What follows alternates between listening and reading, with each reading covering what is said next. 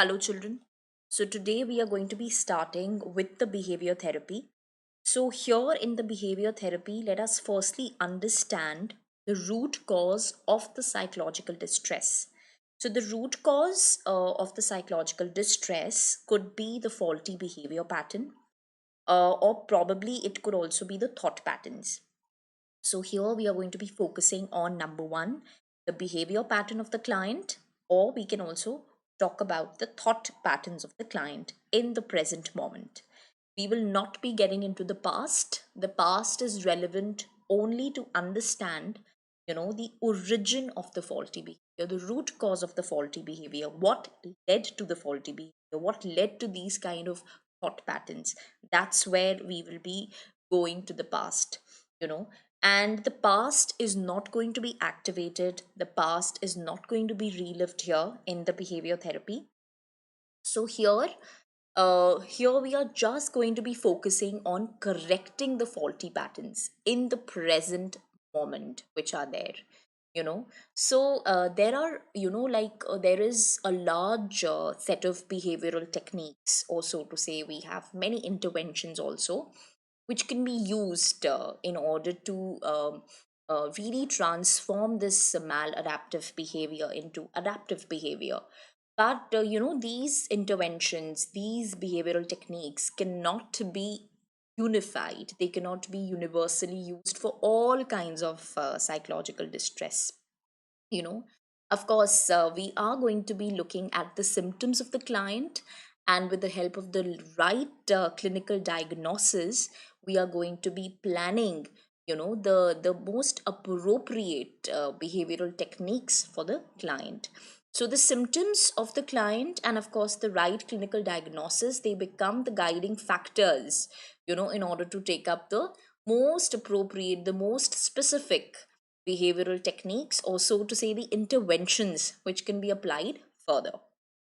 For instance, if somebody who's suffering from or battling phobias, or is battling excessive or too much of a crippling fear, he or she will be given a particular set of techniques, whereas somebody with anger issues, anger outbursts, will be given another set of techniques.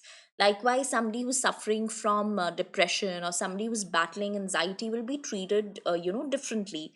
So, of course, I cannot use these behavioral techniques in a very unified, or so to say universal manner, because they are meant specially for a particular kind of a psychological distress only. Now, coming to the method of treatment, so when we talk about the method of treatment, of course, firstly, we will, of course, be interviewing the client in order to understand the behavior pattern, in order to analyze the behavior pattern of the client, and if at all he or she could probably be battling with certain kind of physical symptoms, we cannot straight away attribute it to a physical disease, but firstly, interview is very, very important. So, in case of the method of treatment, we make use of behavioral analysis, because this is done in order to find out three important aspects. The first is the malfunctioning behavior, the second is the antecedent factors, and the third, of course, is the maintaining factors. So these are the three factors that I'm going to be looking at. Whenever I make use of the behavioral analysis, it is conducted because I want to, in a way, understand these three important areas. Now, what is malfunctioning behavior? What are these malfunctioning behaviors? These are those behaviors, particularly, which are causing a lot of distress, to the client. When we talk about the antecedent factors, these are the causative factors which have, in a way, led the client to take up to that kind of a functioning behavior. So it is because of these factors that he chose to take up those malfunctioning behaviors. And of course, maintaining factors are, in a way, pushing or compelling, or in a way, leading to the persistence in order to continue with those faulty behaviors. So let us try and understand with the help of an example. So let's say, you have, there is a person, who takes up to this bad habit of smoking. So smoking is the malfunctioning behavior here. And now he is trying to seek help because he wants to get rid of smoking. So, behavioral analysis is conducted where, of course, the client is going to be interviewed, and the family members would also, in a way, help the therapist to, in a way, understand that why did the person start up smoking. So, maybe it was found that the person started up smoking because of the pressure of examinations, could be annual examinations, could be board papers, could be anything. So, because of the pressure, he started smoking. So, smoking is the malfunctioning behavior.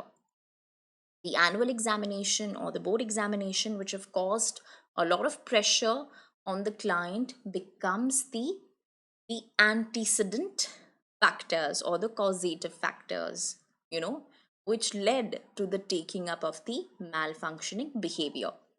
And reportedly, the client shared that he felt a feeling of relief, whenever he tried to smoke, or whenever he, indulged in smoking, there was a feeling of relief that he felt from anxiety. So, this feeling of relief becomes the maintaining factor because it is making the client so persistent to continue with the smoking, behavior, with this faulty behavior. It's just pushing him to continue with this kind of a behavior, so it becomes the maintaining factor, you know so now, of course, once the faulty behavior, which has led to the distress, it has been identified. Now the treatment package is chosen finally.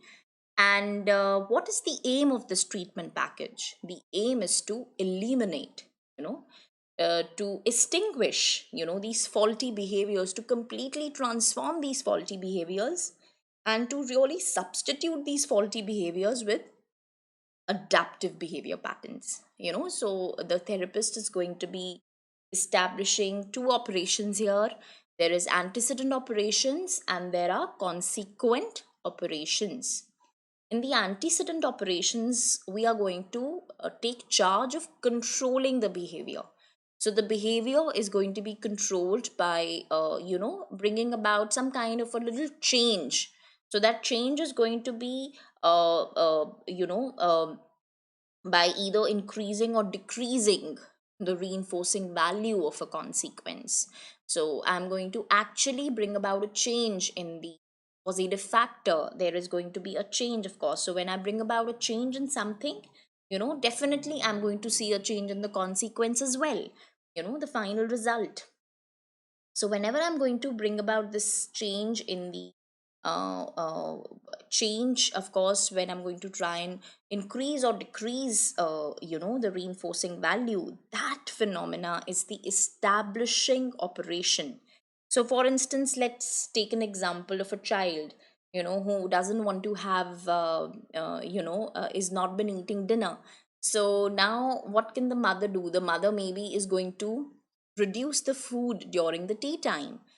So once the food is reduced during the tea time, so I've tried and reduced something, there is a reduction of food in the tea time. What's going to happen? The child is going to feel hungry. It's going to increase the child's hunger during the dinner time. So what has happened? The child will ultimately start eating food during the dinner time. So I have increased, the reinforcing value of food during the dinner, but I have reduced the food during the tea time. And ultimately, I'm going to praise the child when he's going to eat properly, and it's going to further encourage the child to continue with this kind of behavior in the future times to come. So the antecedent operation here is the reduction of food, during the tea time.